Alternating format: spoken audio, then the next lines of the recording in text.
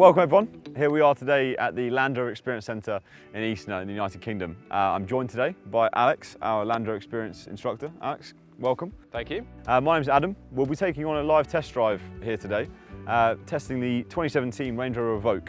So without further ado, should we take a bit more of a deep dive and have a look around it? Indeed. So as you say, 2017 Range Rover Evoque, looking very striking today in Firenze red. We've got that contemporary design, the unique silhouette of Evoque, and this one's complemented really nicely with the dynamic design pack.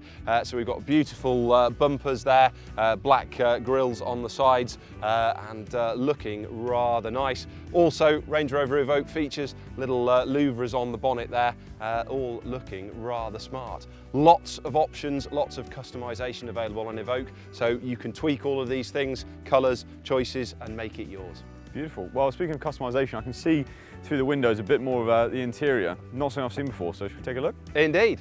So quite a striking interior in the vehicle. The contrast between the two different colour in the leather there and the contrast stitching as well, all making rather a bold expression inside the car. Really nice, and again that customization, that configuration that we can choose whatever we want. All the usual Range Rover refinements in there as well, so our In Control Touch Pro and all the technology and comfort that you'd need for a journey. In the second row, plenty of room as well, so enough room in there for 3 adults, plenty of leg space, plenty of headroom. We've also got the centre armrest, and again, nice inviting place to be. So even with the seats up like this, plenty of room in the boot, so 575 litres of boot space in the Range Rover Evoque, plenty of room for what you might need. PowerPoint in this car allows us to plug things in, so really handy. A nice day like today, we could plug in the fridge, lash it down on the little lashing eyes there, and head off into the wilds for a picnic. Excellent. Well, before we do head off, should we just take a quick look about the powertrain, a bit more about the engine as well? Indeed, let's go to the front. We've got our 2-litre Ingenium diesel, 180 PS, 430 Newton meters of torque. It's connected today with our 9-speed automatic gearbox, so plenty of torque, loads of control, really good for tackling the obstacles we're going to look at. Another nice feature as well we can see on the top here is the air intake system from the car, raised nice and high up, complements Evoque's 500mm wading depth, which we may be able to have a look at later. So join us, we'll jump in and see what we can do. Great thing about these cars is we don't need speed to tackle the obstacles. So nice slow approach and just feed the wheel into the first flat and then just a little bit of power, up she goes, no problems at all. A little bit of wheel slip there as you can see, but traction control systems control it and just allow us to climb the hill as easily as that. Next obstacle, little bit interesting, so just easing the car in nice and slowly. So just easing it forward, nice and gently on the brake. We have the hill descent control system on the car, so I'm just going to lower that to its minimum speed, so when we start to descend, it can do the braking for me. But first of all, just got to nudge the car forward. From the outside, you'll be able to see those wheels just lifting ever so slightly. So I'm just guiding the car through, using the brakes, and you can feel it coming over now, lifting that rear wheel quite dramatically up into the air. From in here, we barely notice. From the outside, you can really see what's going on. As we come down, I can take my feet away from the controls. Hill descent will guide me down onto the flat, absolutely effortlessly, no problems at all. So creeping forward, again, lifting the rear wheel up into the air and just guiding the car over the obstacle here. But I mean, from a driver's point of view, as you can see, I'm not working hard. I'm just allowing the car to climb through, using just a little bit of brake just to ease it through nice and slowly and comfortably so that we don't get bounced around. The water here today, around 50 centimetres, so should show us exactly what Evoque is capable of doing. All I need to do, feet away, lower the car in nice and slowly, and then just a little acceleration, just starting to build a little bit of a bow wave, and just moving the car through nice and steadily, generating that wave there, keeping the car in motion as we climb through, and that's just helping to move some of the water out of the way, lower it around the critical components of the car. And the car, as you can see, just climbs through no problems at all. A little bit of a descent into the obstacle here, so again just using the brakes to lower the car in nice and slowly. So quite steep, as you can see, and then as we start to come down, again taking my feet away, allowing the hill descent control to take over.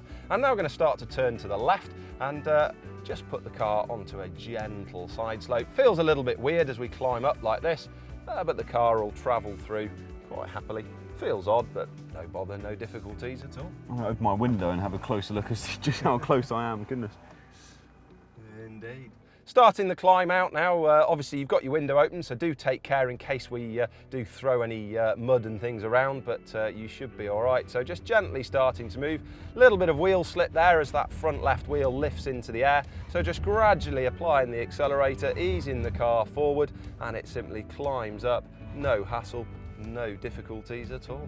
And you can feel it just put that wheel down, lift the rear wheel up slightly into the air, and just traction control working to balance the power around between the wheels, and the car just climbs through.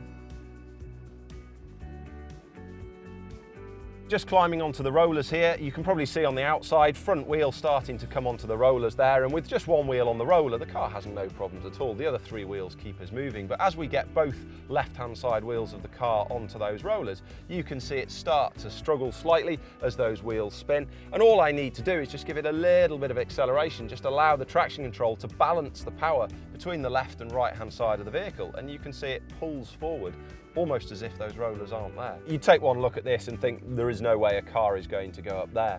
But with a nice line and a bit of help from the Evoque, we should be able to clamber through this very, very easily. Just using a touch of throttle, just guiding the car in nice and slowly, not too fast, just enough momentum to keep us moving up the hill, and it'll clamber in quite happily. And as we approach now, starting to lift up on the right-hand side, which means it's lowering the left-hand side, and you'll feel it just, and probably see it from the outside, just starting to break traction a little bit as those wheels lift off the ground. So again, just a small amount of traction control, just easing the car forward, and it will clamber up quite happily. So you can see that rear wheel right up in the air, and yet no problems at all for the car. As I gradually apply the accelerator, traction control systems, you'll see it keep it turning, and the system is just trying to balance the power between all the wheels. You feel it touch back down on the ground there. Again, a little bit of slip as the front left lifts into the air. Traction control eases us forward. You'll see that hopefully on the wheel as it bites with the brakes, and it stop spins as the car is balancing the torque around the wheels. And it's as easy as that. Alex will be taking us through the terrain and no doubt scaring the life out of me in a very short while. So let's jump in and yeah, let's see what this car can do. So of course we've got the terrain response, so that's allowing us to configure the car for the different surfaces that we might be travelling over. I'm using the Mud and Ruts program at the moment, so absolutely ideal for the terrain. We've got that hill descent control feature, that's applying the brakes and lowering us down the hill nice and carefully. We've also got a permanent four-wheel drive system, and that is constantly, with the help of traction control, trying to keep a balance of power between the wheels. So as we descend, hill descent control applying the brakes, lowering us down, but then as we climb, that traction control system and the 2-litre Ingenium diesel that we have and the 9-speed gearbox all working together to help keep us moving across the terrain. So Range Rover Evoque is fixed height. We've got coil springs in here, which gives us a really good balance between the on-road driving. We get a good level of comfort and control and a really nice feel as you drive the car on-road, and also still allowing us to travel off-road. So as you can feel, clambering over the tree roots here, the car does a really good job of soaking up the worst of the bumps, keeping the wheels on the ground and keeping us moving through the terrain. Nice little obstacle here, so I'm just going to guide the car through nice and slowly. So just guiding it over the edge nice and gently, and lifting that rear wheel up into the air, quite interesting. But again, beautifully controlled. All we need to do is lower the car down the slope and it comes down quite happily. No bother, no difficulty at all. Lifting a wheel slightly as we come through there, just as it transitions from leaning to the left to leaning to the right. And all I'm doing is just gently easing the car around. One of the fantastic things about these cars is what little effort is required to negotiate terrain like this. ample towing capability, 2,000 kilos, 2 tons. So a very good sized caravan, and you're certainly more than your average trailer. So very capable indeed when it comes to towing. Alex, it's a beautiful day here. To be honest with you, I don't really want to end just on the boring road track. Shall we go straight up the hill and yeah, go off into the beautiful sun? So we'll pop it into grass, gravel, snow, and we can climb the hill. So we're coming back now down onto the tarmac, so we can put the car back into its general programme. So to the left on the terrain response, it says special programmes off, hill descent control releases and goes off, and we're back to the general programme, and it's normal driving and back out onto the road. So you can see we've got the navigation there, so really good navigation system. Traditional Range Rover, it's 4-wheel drive, so that gives us good poise and road handling out there. Again, we've got that coil spring suspension, so it gives us a really nice ride out on the road. The car really drives like a Range Rover, so we've got a good balance of handling, comfort and dynamics as well.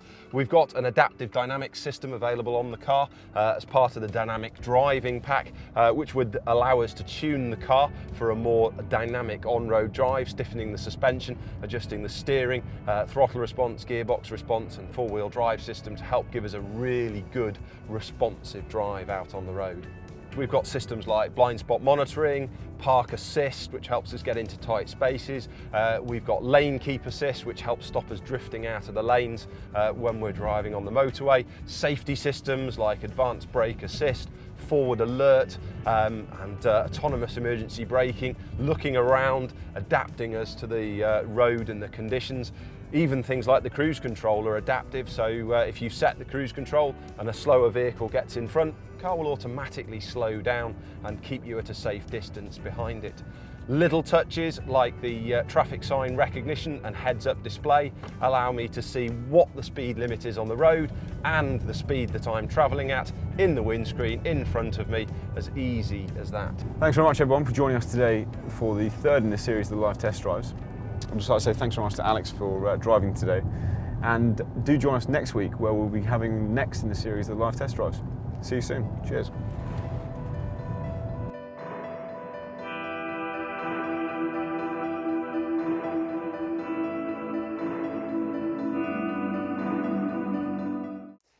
If you enjoyed this episode of the live test drives, you have to do one simple thing to not miss the next. Subscribe to Land Rover's YouTube channel now. Thanks for watching.